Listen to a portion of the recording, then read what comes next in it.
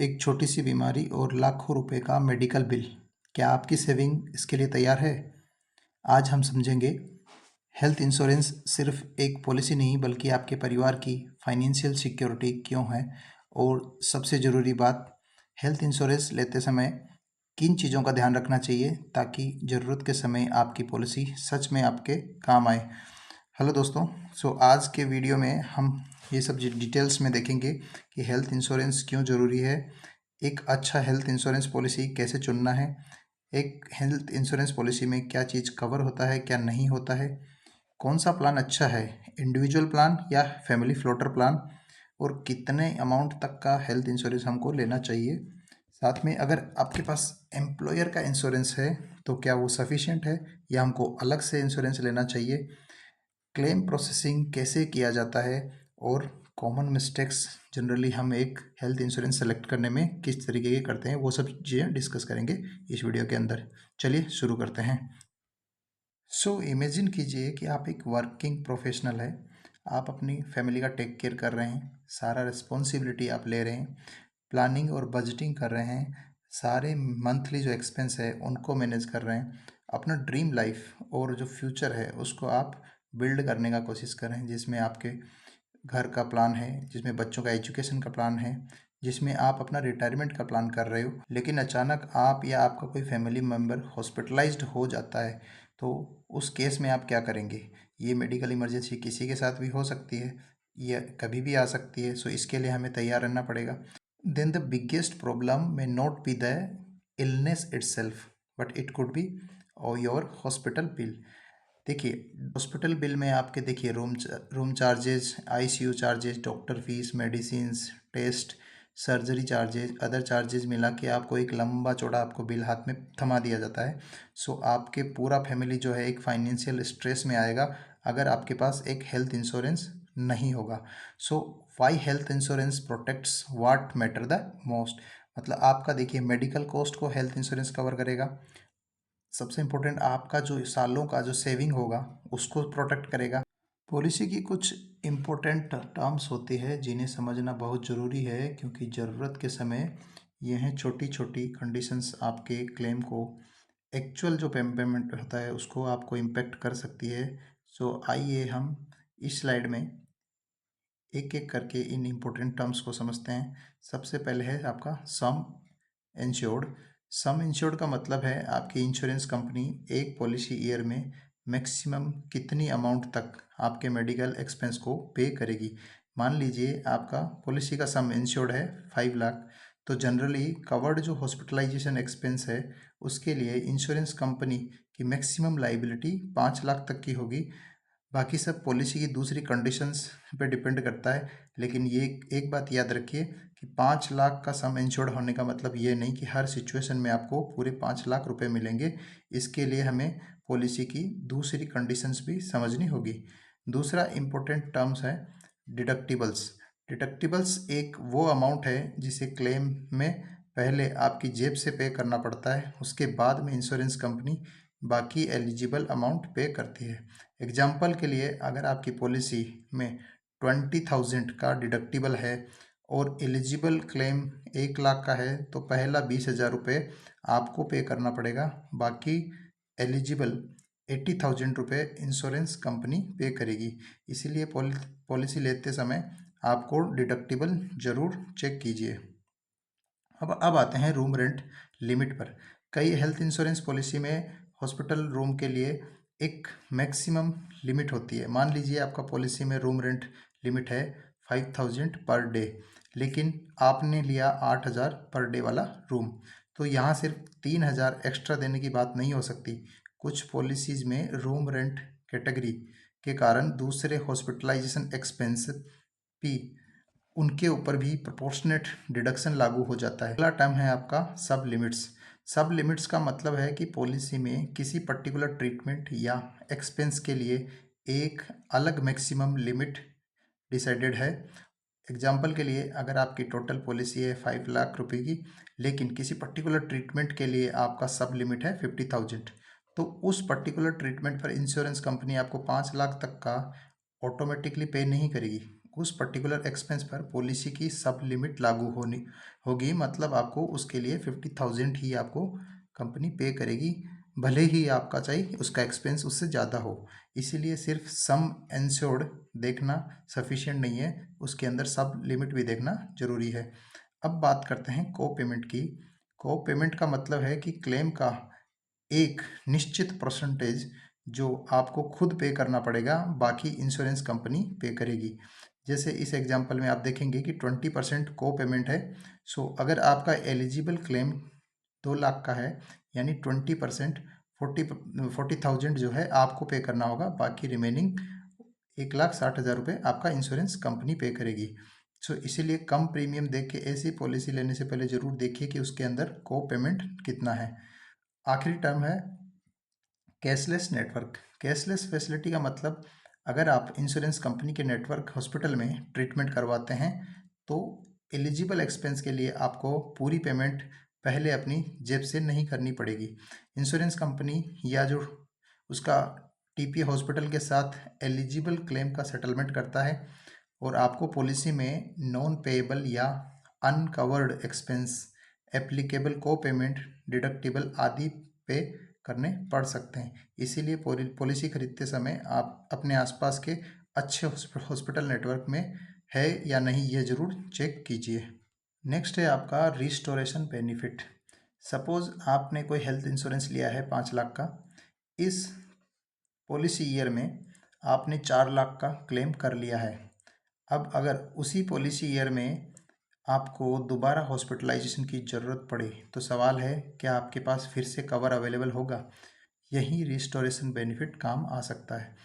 इस बेनिफिट में पॉलिसी की कंडीशंस के अनुसार इस्तेमाल हो चुका सम इंश्योर्ड दोबारा रिस्टोर किया जाता है, ताकि आगे के एलिजिबल क्लेम्स के लिए कवर अवेलेबल रहे। लेकिन यहाँ पे एक इम्पोर्टेंट बात है, हर पॉलिसी में रिस्टोरेशन के रूल अलग से हो सकते हैं। कुछ पॉलिसीज़ में रिस्टोरेशन एक ही इलनेस के लिए एप्लीकेबल नहीं होता, कुछ में मल्टीपल टाइम रिस्टोरेशन मिलता है, कुछ में स्पेसिफिक कंडीशन होती है। इसलिए यह देखकर खुश मत होइए कि पॉलिसी में रिस्टोर लिखा हुआ है, रिस्टोर कब, कितनी बार और किन सर्कमस्टांस में होगा, यह ज़रूर चेक कीजिए। नेक्स्ट है आपका नो क्लेम बोनस। अगर आपने पॉलिसी ईयर में कोई क्लेम नहीं किया तो इंश्योरेंस कंपनी आपको एक एडिशनल बेनिफिट दे सकती है। एग्जाम्पल के लिए, अगर आपकी इनिशियल पॉलिसी 5 लाख रुपए की है, आपने पूरे साल कोई क्लेम नहीं लिया, तो पॉलिसी के टर्म्स के अनुसार आपका सम इंश्योर्ड अगले ईयर में बढ़ सकता है 5 से 6 लाख या 7 लाख। लेकिन ध्यान रखिए, नो क्लेम बोनस का स्ट्रक्चर हर इंश्योरेंस और पॉलिसी में अलग हो सकता है। कहीं सम इंश्योर्ड बढ़ता है, कहीं क्यूमुलेटिव बोनस बढ़ता है और इसके लिए मैक्सिमम लिमिट भी हो सकती है। इसलिए पॉलिसी लेते समय नो क्लेम बोनस कितना है, मैक्सिमम कितना बढ़ सकता है, ये बिल्कुल ध्यान में ज़रूर रखिए। क्लेम प्रोसेस हम आगे इसको डिस्कस करेंगे, और कैशलेस हॉस्पिटल्स ये हमने पिछला स्लाइड में देखा है। नेक्स्ट है आपका रिन्यूएबिलिटी। सो हेल्थ इंश्योरेंस एक ऐसा प्रोडक्ट है जिसे आइडियली आपको लंबे समय तक कंटिन्यू करना चाहिए। इसीलिए पॉलिसी लेते समय देखिए कि उसमें लाइफ लॉन्ग रिन्यूएबिलिटी है या नहीं। रिन्यूएबल के टर्म्स क्या हैं, क्योंकि आज आप हेल्दी हैं लेकिन जैसे जैसे उम्र बढ़ती है हेल्थ इंश्योरेंस की ज़रूरत और ज़्यादा बढ़ जाती है। इसीलिए ऐसी पॉलिसी चुनना अच्छा होगा जिसमें लंबे समय तक बिना अननेसेसरी इंटरप्शन आपको पॉलिसी को कंटिन्यू कर पाएँ। और पॉलिसी को समय पर रिन्यू करना भी बहुत इंपॉर्टेंट है, ताकि कवरेज में कोई ब्रेक ना हो। लास्ट आपका जो टर्म है वो है एक्सक्लूजन्स। शायद पूरी पॉलिसी का सबसे इम्पोर्टेंट ये वाला हिस्सा है। एक्सक्लूजन का मतलब है वो सिचुएशन, वो ट्रीटमेंट्स, वो एक्सपेंस जिन्हें इंश्योरेंस पॉलिसी कवर नहीं करती। फॉर एग्जांपल, स्पेसिफिक कोई ट्रीटमेंट हो सकता है, कॉस्मेटिक प्रोसीजर या सर्टेन प्री एग्जिस्टिंग कंडीशंस होती है जिनका कुछ वेटिंग पीरियड होता है, या कुछ नॉन मेडिकल एक्सपेंस होता है पॉलिसी में जो भी एक्सक्लूडेड रहते हैं। सो जैसे कि सपोज़ आपका कुछ सर्जरी आइटम्स हो गया, कुछ कंज्यूमेबल्स हो गए, वो अगर आपका पॉलिसी में इंक्लूड नहीं है तो वो भी आपके एक्सक्लूजन में आपको ज़रूर चेक करना है कि क्या क्या कवर्ड नहीं है। सो अगर पॉलिसी आपका क्लेम आता है, आपका सपोज आपने 5 लाख का पॉलिसी करा रखा है और आप सोचेंगे कि हाँ, हमें 5 लाख तक हमको कोई पैसा नहीं देने पड़ेगा, लेकिन हो सकता है बहुत सारी चीज़ें हैं जो आपकी पॉलिसी में कवर नहीं हो तो वो आपको अलग से पे करना पड़ सकता है। अब सवाल आता है, जब हम हेल्थ इंश्योरेंस लेते हैं तो आखिर उसमें क्या क्या कवर होता है? क्योंकि बहुत सारे लोगों को लगता है कि हेल्थ इंश्योरेंस का मतलब हॉस्पिटल में एडमिट होने पर मिलने वाला पैसा है, लेकिन ऐसा नहीं है। एक अच्छी इंश्योरेंस पॉलिसी में हॉस्पिटलाइजेशन के अलावा कुछ दूसरे एक्सपेंस भी कवर हो सकते हैं। हालांकि हर पॉलिसी में कवरेज और कंडीशंस अलग अलग हो सकती है। आइए एक एक को समझते हैं। सबसे पहले है आपका हॉस्पिटलाइजेशन। यह हेल्थ इंश्योरेंस का सबसे बेसिक और इम्पोर्टेंट कवरेज है। अगर किसी बीमारी या एक्सीडेंट की वजह से आप हॉस्पिटल में एडमिट होना पड़ता है और ट्रीटमेंट पॉलिसी के अनुसार कवर्ड है, तो हॉस्पिटलाइजेशन से जुड़े एलिजिबल एक्सपेंस जैसे room charge, doctor fees, medicine, investigation and अन्य admissible medical expense policy terms के अनुसार कवर हो जाते हैं। लेकिन यहाँ भी आपको सम इंश्योर्ड रूम रेंट और को पेमेंट डिडक्टिबल्स और एक्सक्लूजन जैसी कंडीशंस लागू होती है। दूसरा है आपका डे केयर ट्रीटमेंट। आज मेडिकल टेक्नोलॉजी इतना एडवांस हो चुकी है कि कई ट्रीटमेंट के लिए 24 घंटे से भी कम आपको एडमिट होना पड़ता है। तो कुछ प्रोसीजर में कुछ घंटों में ही कंप्लीट हो जाते हैं। ऐसे एलिजिबल प्रोसीजर को पॉलिसी की कंडीशंस के अनुसार डे केयर ट्रीटमेंट के अंदर कवर किया जाता है।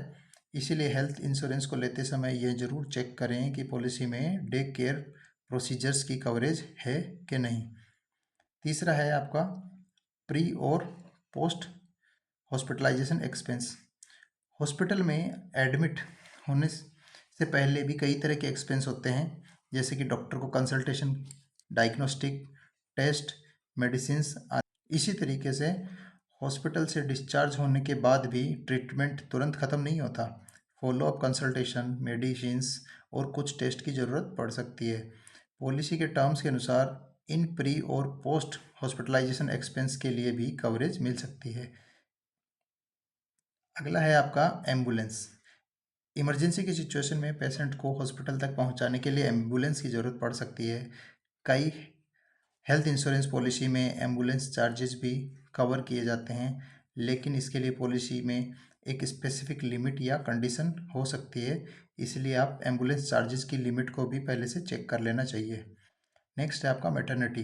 अगर आप फैमिली प्लानिंग कर रहे हैं तो मैटरनिटी कवरेज आपके लिए इम्पोर्टेंट हो सकता है। कुछ हेल्थ इंश्योरेंस पॉलिसी में प्रेगनेंसी और चाइल्ड बर्थ से जुड़े एलिजिबल एक्सपेंस कवर किए जाते हैं, लेकिन मैटरनिटी कवरेज में अक्सर वेटिंग पीरियड, मैक्सिमम लिमिट और स्पेसिफिक कंडीशंस भी होती है। इसलिए आपको मैटरनिटी बेनिफिट चाहते हैं तो पॉलिसी खरीदने के बाद नहीं, बल्कि पॉलिसी खरीदने से पहले इसकी अच्छी तरीके से इसकी कंडीशंस को समझना जरूरी है। नेक्स्ट है आपका आयुष ट्रीटमेंट। आयुष में आयुर्वेदा, योगा, नेचुरोपैथी, उनानी, सिद्धा और होम्योपैथी जैसी सिस्टम्स शामिल हैं। कुछ हेल्थ इंश्योरेंस पॉलिसीज में एलिजिबल आयुष ट्रीटमेंट भी कवर किए जा सकते हैं, लेकिन कवरेज पॉलिसी के टर्म्स और कंडीशन पे डिपेंड करता है। इसीलिए आप आयुष ट्रीटमेंट को लेकर कवरेज चाहते हैं तो पॉलिसी वर्डिंग में इसकी एलिजिबिलिटी ज़रूर चेक करें। अब तक हमने देखा हेल्थ इंश्योरेंस में क्या क्या कवर हो सकता है, लेकिन अब एक और बहुत इम्पोर्टेंट सवाल है, हेल्थ इंश्योरेंस में क्या क्या कवर नहीं होता। कई बार हमें लगता है कि पॉलिसी तो ले ली है, अब कोई भी मेडिकल एक्सपेंस इंश्योरेंस कंपनी दे ही देगी, लेकिन ऐसा नहीं है। इंश्योरेंस पॉलिसी में कुछ वेटिंग पीरियड और एक्सक्लूजन होते हैं जिन्हें समझना बहुत ज़रूरी है। सबसे पहले है वेटिंग पीरियड। कुछ इलनेस या ट्रीटमेंट ऐसे होते हैं जिनका कवरेज पॉलिसी शुरू होते ही तुरंत अवेलेबल नहीं होता। इसके लिए एक वेटिंग पीरियड हो सकता है। फॉर एग्जांपल, किसी पर्टिकुलर ट्रीटमेंट के लिए 2 साल का वेटिंग पीरियड है, तो पॉलिसी शुरू होने के बाद उस ट्रीटमेंट का क्लेम जनरली एडमिसिबल नहीं होगा। इसी तरह प्री एग्जिस्टिंग डिजीज़ के लिए भी पॉलिसी के अनुसार वेटिंग पीरियड हो सकता है। इसीलिए हेल्थ इंश्योरेंस लेते समय प्रीमियम और सम इंश्योर्ड मत देखिए, यह भी ज़रूर देखिए कि कौन सी डिजीज़ के लिए कितना वेटिंग पीरियड है। दूसरा है स्पेसिफिक एक्सक्लूजन। हर पॉलिसी में कुछ ऐसी कंडीशंस और ट्रीटमेंट और सिचुएशंस हो सकती है जिन्हें इंश्योरेंस कंपनी कवर नहीं करती, जैसे हमने इसके लिए पहले भी देख लिया। ठीक है। और तो हेल्थ इंश्योरेंस का बेसिक ऑब्जेक्टिव है मेडिकली जो आपको नेसेसरी ट्रीटमेंट है उनको कवर करना। अगर कोई ऐसे प्रोसीजर जो सिर्फ कॉस्मेटिक पर्पज से हैं वो उसके लिए कर रहे हैं तो उसको कोई भी आपको कवरेज नहीं मिलेगा। ठीक है, जैसे कि कोई अपीयरेंस इम्प्रूव करने के लिए करा रहा है, कोई नोज सर्जरी करा रहे हैं, तो वो सब केसेस में आपको इंश्योरेंस नहीं मिलेगा। ठीक है, और ये अदर स्पेसिफिक कोई अगर और कोई एक्सक्लूजन है तो वो आप पॉलिसी लेने से पहले आपको चेक करना चाहिए। अब एक बहुत इम्पोर्टेंट सवाल आता है कि अगर हमें अपने लिए या अपने पूरे फैमिली के लिए हेल्थ इंश्योरेंस लेना है तो इंडिविजुअल पॉलिसी ले या फैमिली फ्लोटर। यही डिफरेंस इस स्लाइड में हम आपको समझाएंगे। इंडिविजुअल हेल्थ इंश्योरेंस में एक पॉलिसी एक पर्टिकुलर व्यक्ति के लिए होती है। मान लीजिए परिवार में 4 लोग हैं, पति पत्नी और 2 बच्चे। अगर आप चारों के लिए अलग अलग इंडिविजुअल पॉलिसी लेते हैं तो हर व्यक्ति का अपना अपना अलग सम इंश्योर्ड होगा। उदाहरण के लिए पति के लिए 5 लाख रुपया, वाइफ के लिए 5 लाख रुपया और दोनों बच्चों के लिए 5-5 लाख रुपये। तो अगर पति का 3 लाख, अगर हस्बैंड जो है वो 3 लाख का क्लेम करता है तो उसकी पॉलिसी में बाकी बचे 2 लाख का कवर बचा रहेगा। दूसरे फैमिली मेम्बर को सम इंश्योर्ड पर इसका कोई डायरेक्ट इम्पैक्ट नहीं पड़ेगा। सो इससे सबसे बड़ा फ़ायदा है कि हर व्यक्ति का अपना डेडिकेटेड कवरेज होता है। लेकिन इसका दूसरा साइड ये है कि 4 अलग पॉलिसी के कारण आपको 4 अलग अलग प्रीमियम कंपेरेटिवली देना पड़ेगा। अब समझते हैं कि फैमिली फ्लोटर क्या है। फैमिली फ्लोटर में पूरी फैमिली के लिए एक शेयर्ड सम इंश्योर्ड होता है। फॉर एग्जांपल 4 लोगों के परिवार के लिए 10 लाख का फैमिली फ्लोटर लिया गया है। अब यह 10 लाख किसी एक व्यक्ति के लिए फिक्स नहीं है।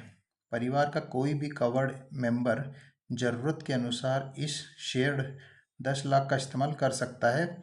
मान लीजिए इस साल पत्नी के हॉस्पिटलाइजेशन में 4 लाख खर्च हो गए तो शेयर्ड सम इंश्योर्ड में से 4 लाख का इस्तेमाल हो गया, बाकी 6 लाख दूसरे एलिजिबल के लिए एलिजिबल क्लेम्स के लिए अवेलेबल रहेगा। अगर बाद में कि बच्चे के ट्रीटमेंट के लिए 2 लाख का क्लेम आता है तो वह इसी रिमेनिंग कवर से लिया जा सकता है। इसका सबसे बड़ा फ़ायदा है कि एक कॉमन पूल पूरे परिवार के लिए अवेलेबल रहता है। और अक्सर एक ही फैमिली फ्लोटर पॉलिसी लेना सभी मेंबर्स के लिए अलग अलग पॉलिसी लेने की तुलना में सिंपलर और पोटेंशियली मोर इकोनॉमिकल होता है। मतलब आपका जो प्रीमियम होता है वो इंडिविजुअल पॉलिसी के कंपैरिजन में कम होता है। लेकिन यहाँ एक इम्पोर्टेंट चीज़ है कि फैमिली फ्लोटर हर फैमिली के लिए ऑटोमेटिकली बेस्ट ऑप्शन नहीं है। क्यों? क्योंकि फैमिली फ्लोटर में सम इंश्योर्ड शेयर्ड होता है। अगर आपके परिवार में एक मेंबर को बार बार या बहुत बार हॉस्पिटलाइजेशन क्लेम आता है तो शेयर्ड कवरेज का बहुत बड़ा हिस्सा उसी मेंबर के ट्रीटमेंट के लिए यूज हो जाएगा और बाकी जो फैमिली मेंबर्स है उनकी जो कभी ज़रूरत पड़ेगी तो उसके लिए आपको फिर सम इंश्योर्ड है वो कम हो सकता है। अब तक हमने हेल्थ इंश्योरेंस में काफ़ी सारी चीज़ें समझ ली है, लेकिन अब सबसे प्रैक्टिकल सवाल आता है कि आखिर हमें हेल्थ इंश्योरेंस कितना लेना चाहिए? 5 लाख, 10 लाख, 20 लाख या इससे भी ज़्यादा? तो दोस्तों इसका कोई एक फिक्स आंसर नहीं है। हर व्यक्ति के लिए 10 लाख का ही सही रहेगा या 20 लाख का सही रहेगा।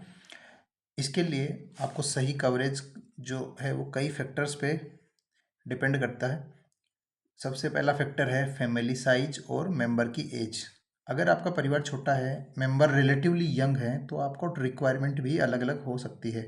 लेकिन जैसे जैसे आपका फैमिली साइज बढ़ता है, मेंबर्स की एज बढ़ती है तो मेडिकल एक्सपेंस का जो रिस्क है वो भी बढ़ जाता है। खासकर अगर फैमिली में सीनियर सिटीजन है तो उनके लिए कवरेज की प्लानिंग अलग से करनी पड़ सकती है। इसलिए सबसे पहले अपनी फैमिली की साइज, एज और हेल्थ प्रोफाइल को देखिए। दूसरा है आपके शहर में प्राइवेट जो हॉस्पिटल है उनका कितना कॉस्ट आ रहा है। ये बहुत इम्पोर्टेंट है कि आप अगर मेट्रो सिटी में रह रहे हैं या बहुत ही छोटे सिटी में रह रहे हैं तो मेट्रो सिटी में रहेंगे तो बहुत ज़्यादा हाई कॉस्ट होगा। सो इसके अकॉर्डिंग आपको कंपेरेटिवली हायर जो है सम इंश्योर्ड का पॉलिसी लेना चाहिए। साथ में आपका जो है इनकम, सेविंग और इमरजेंसी फंड ये कितना है। हेल्थ इंश्योरेंस का बेसिक ऑब्जेक्टिव फाइनेंशियल स्टेबिलिटी को प्रोटेक्ट करना है। मान लीजिए आपकी एनुअल इनकम अच्छी है लेकिन सेविंग बहुत कम है। ऐसे में अचानक 5-10 लाख का मेडिकल बिल आपका पूरा फाइनेंसिंग जो प्लानिंग है उसको डिस्टर्ब कर सकता है। इसलिए कवरेज ऐसा होना चाहिए कि मेजर हॉस्पिटलाइजेशन की सिचुएशन में आपका सेविंग और इन्वेस्टमेंट बहुत बड़ा इम्पैक्ट ना पड़े। फिर है आपका एग्जिस्टिंग जो एम्प्लॉयर का जो कवर है। अगर आपको कोई कंपनी या एम्प्लॉयर की तरफ से हेल्थ इंश्योरेंस मिलता है तो उसे ज़रूर चेक कीजिए, लेकिन यह सोचकर कि मेरे पास तो कंपनी इंश्योरेंस है इसलिए मुझे पर्सनल पॉलिसी की ज़रूरत नहीं है, डिसीजन लेना सही नहीं होगा। पांचवा फैक्टर है आपका पेरेंट्स और सीनियर मेंबर्स। अगर फैमिली में पेरेंट्स या सीनियर एज वाले मेंबर्स हैं तो उनके लिए अलग से प्लानिंग की ज़रूरत पड़ सकती है, क्योंकि उम्र के साथ साथ हेल्थ केयर की रिक्वायरमेंट और हॉस्पिटलाइजेशन का रिस्क जाता है। सो उनके लिए फैमिली फ्लोटर में अलग से मतलब उनको इंक्लूड नहीं करना चाहिए यंग मेंबर्स के साथ, ठीक है।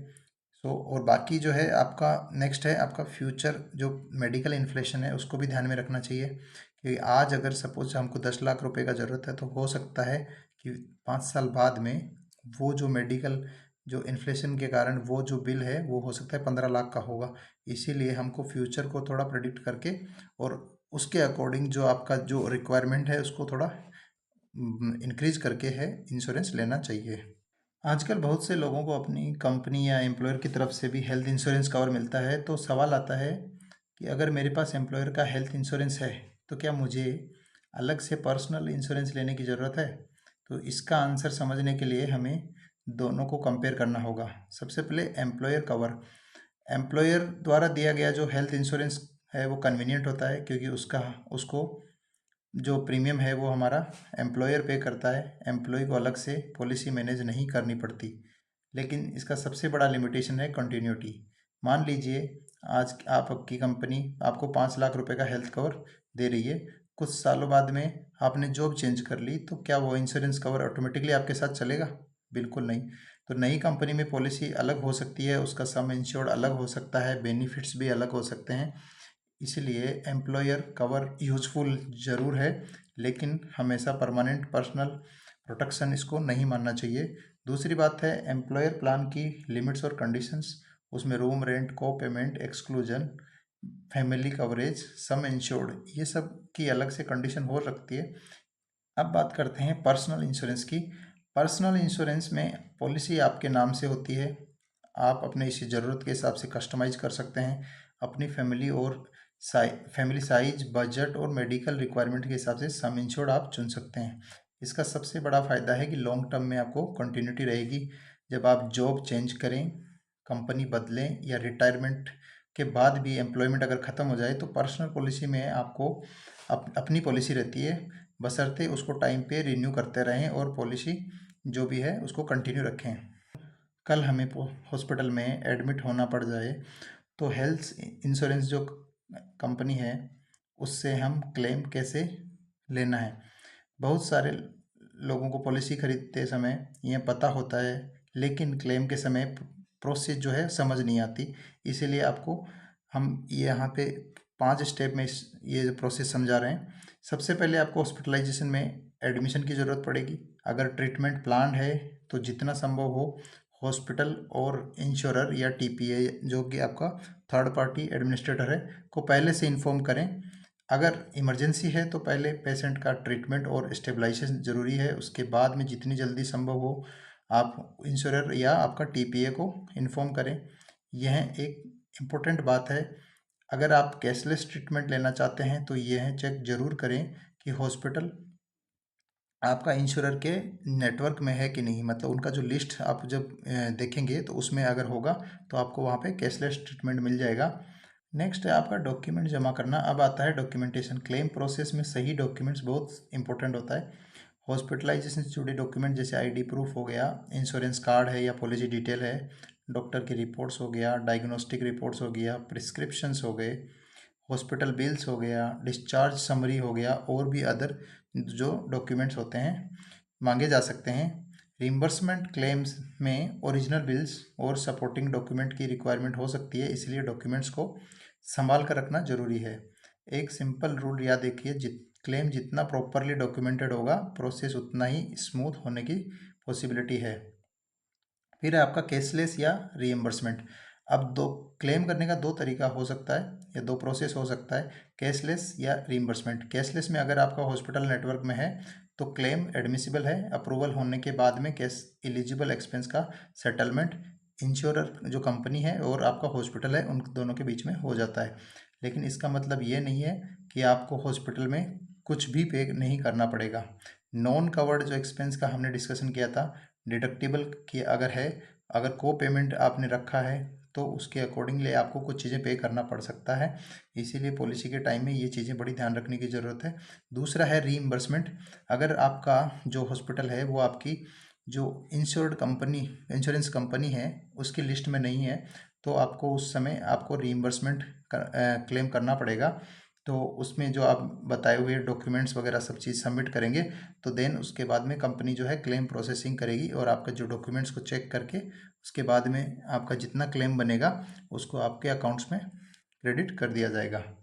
अब आते हैं कॉमन मिस्टेक्स जो हर कोई जो है इंसान वो उसके अंदर कर सकता है। बिफोर आप जो हेल्थ इंश्योरेंस पॉलिसी लेते हैं उससे पहले आपको ये चीज़ें बिल्कुल नहीं करनी है।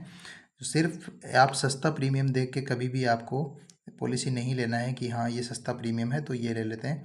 दूसरा है आपको एक्सक्लूजन और वेटिंग पीरियड को लोग नहीं पढ़ते हैं। मतलब एक्सक्लूजन यानी जो चीज़ें की क्या क्या चीज़ें हमारी पॉलिसी में इंक्लूड नहीं है, और वेटिंग पीरियड माने जो हमारा जो कौन कौन सी जो डिजीज़ के लिए कितना टाइम तक कवर्ड नहीं होगा, वो सब चीज़ें जनरली लोग मिस्टेक कर देते हैं, तो ये हमको नहीं करना है। साथ में रूम रेंट, को पेमेंट और सब लिमिट्स जो हमने डिस्कस किया था वो सबको ध्यान में रखना है।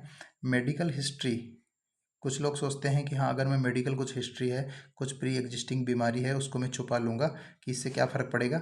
लेकिन अब जब आपको कभी मेडिकल इमरजेंसी आई और उसमें क्लेम करने का नौबत आया तो उस टाइम में अगर आपका ये चीज़ बाहर आया तो आपका पूरा का पूरा क्लेम आपको रिजेक्ट हो जाएगा। तो छोटा सा प्रीमियम बचाने के लिए आप एक बड़ा लॉस कर देंगे। इसीलिए मेडिकल हिस्ट्री जो भी है आपको सही सही इन्फॉर्म करना है। कभी कभी लोग बहुत ही सोचते हैं हाँ इतना काफ़ी होगा मेरे को प्रीमियम, 5 लाख रुपये सॉरी सम इंश्योर्ड जो है 5 लाख बहुत होगा।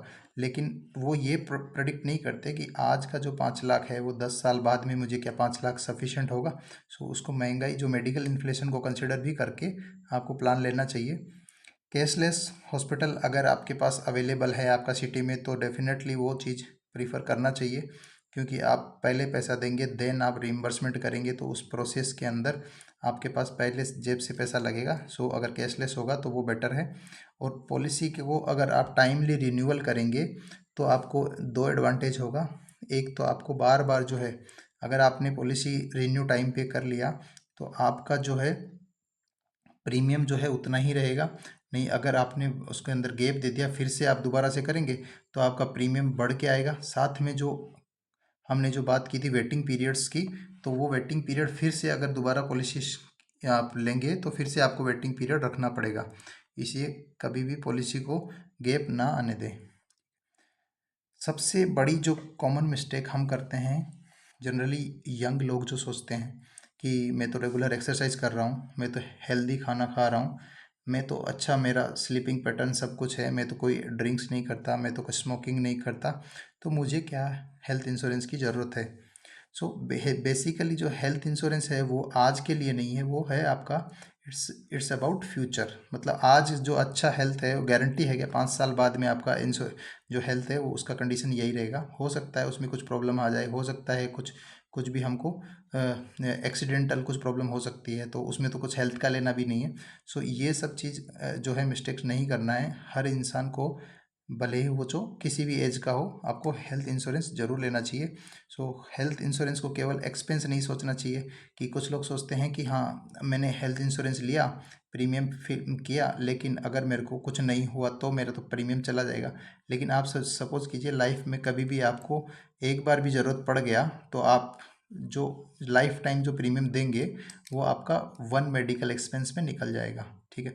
सो आपको इसको एक्सपेंस नहीं, इसको एक फाइनेंशियल प्रोटेक्शन की तरह देखना चाहिए। जिस तरीके से हम कार का इंश्योरेंस लेते हैं तो उस घर का इंश्योरेंस लेते हैं तो उससे ज़्यादा इम्पोर्टेंट है हमारा लाइफ। तो लाइफ का इंश्योरेंस यानी हेल्थ का इंश्योरेंस आपको लेना चाहिए। ठीक है। सो ये था पूरा डिटेल डिस्कशन आपका हेल्थ इंश्योरेंस के बारे में। अगर आपको कुछ अच्छा लगे तो लाइक शेयर सब्सक्राइब करें और अपना जो ओपिनियन है अपना व्यू है वो कमेंट बॉक्स में ज़रूर डालें। मिलते हैं फिर एक नए वीडियो के साथ, तब तक के लिए टेक केयर।